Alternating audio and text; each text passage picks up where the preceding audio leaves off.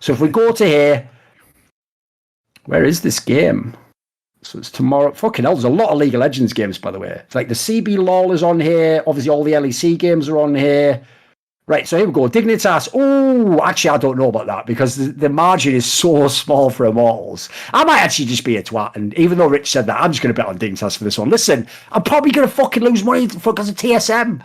I have to get it back, boys. You have to understand, I have to hedge. Right. This is the hedge. Dignitas is not going to win this game, dude. Didn't they bench Sligo, though? They benched Sligo. Oh, wait a minute. I'm going back the other way. Right? So, thank you. Yes, that's right. I almost had faith in Dignitas then. Listen, if I've learned one thing in my life, forgot. Never have faith in Dignitas. They will always betray you. So I'm going to bet on Immortals, obviously. I'm going to say 500 for that. Just because before, I am from the northeast of England, because they gave me a balance money of like 5,000. I was like betting partly like way too little. I was doing like the minimum like 50 or 100. I'll do 50 on the underdog. Like, so apparently it like wasn't hype or whatever. So I'm doing 500 for this. I'm going to say that the underdog gets the win on this one. What do you think about this match, guys? I'm actually... I'm not betting, so this doesn't mean anything, but I actually think that Dignitas is the underdog here, but I'm going to pick them anyway. And as Monty just said, they just dropped their mid laner. I don't really trust Dignitas, and I don't think people should trust Dignitas. There's so many red flags on this team, right? But I am a self-admitted Church of Dardoch attendee. Oh, he's a bad player, yeah. I think this guy is gonna pop up. I mean, to me, one of the most interesting moments this season so far, and there haven't been many. I'm just gonna throw that out there.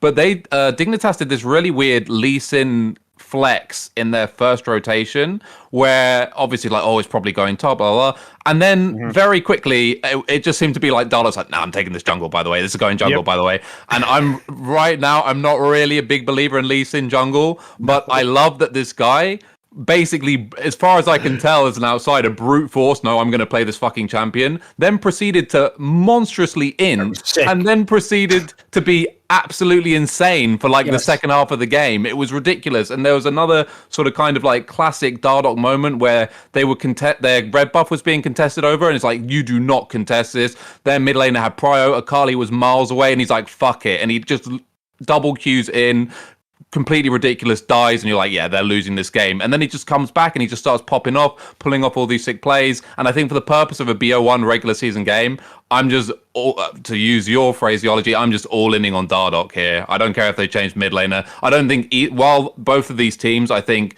could theoretically be in contention of, for making playoffs or whatever, I don't think either of these teams are particularly good. And I think the best player in this matchup is going to be the deciding factor.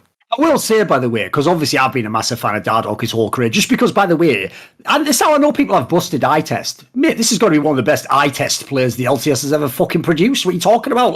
But the problem is, and it's like I'm an addict. I've accepted that I have to accept a higher power called consistency in the game. And he actually is basically a heretic in that regard, because one out of every 3 games, he will smurf. He will do what Rich is talking about. Then there's a game where he'll just beat himself. And then there's a game where he just plays like average. And so I've sort of accepted that he's never going to be, the fucking MVP and carry the whole league. But I agree, he's still a very entertaining player to watch. What do you think about this matchup, Monty? I think being a part of the Church of Dardoch is entertaining, but also he's such a capricious god in that he will rain the bounty down on you. He will get you the most bountiful crops you've ever seen during the regular season, but then he just sends a plague of Pepes after your field in the playoffs, right? It was fucking shameful the way that he was just inting in their playoff series. And so I don't know why you would yoke your wagon to such an asshole of a deity, frankly. But either you, Rich, or Dignitas itself. I signed forgiven, I'm all in on that shit. I'm all in. That's true. That's true. You do have I a want good to point. say as well, by the way, even though a lot of people don't know, there's 2 parts to this story, and most people only know the first part. So the first part is when actually me and Monty first said all that shit about the fucking whole only one, what's going on, and, you know, like, it's disgraceful what they're doing, blah, blah, blah, blah, blah, right? Basically, before the leak, the Lenovo leak, as I think it should be called, the sponsored segment, you know, the unsolicited sponsor segment, before that happened, right, actually someone brought it up to Dardoch, and there was some stream clips, right, and there's one where he sort of goes, like, I don't get Monty and Thorin, like, you know, old-ass dudes talking about this, which is fucking hilarious, and, like, what happened. Like, you literally got your shit pushed in by the people we were talking about on cam, and they essentially just bodied your reputation completely. But there was one other part that I'll give him credit to, just because, listen, I'm susceptible to flattery in some ways. He did also say some mad shit like, but Thorin is my boy or something, because I was like the only fucking person who ever just like kept bringing his name up all these shows, like TSM should sign him, whatever. So he probably knows, you know, I deserve a finder's fee for that one. Want to see more cool, funny, interesting clips based on topics from my content? Well, subscribe to this channel then, or, you know, be a pleb and don't.